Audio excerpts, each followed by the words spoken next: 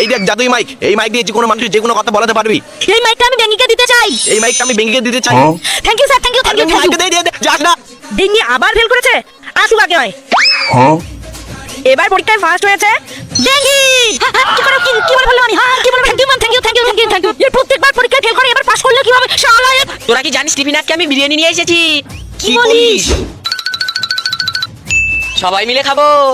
না শুধু বেঙ্গিকে নিয়েই খাবো। কি বলো?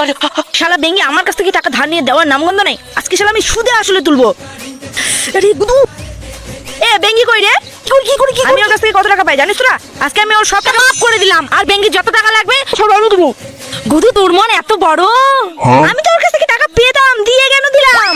বাচ্চারা জরুরি সূচনা, কে ম্যামের একটু মজা নেওয়া যাক। আমার হাইট 1.5 ইঞ্চি, আমার চুল ঝাঁটার মতো, আমি খাই কম বাজ বেশি। হ্যাঁ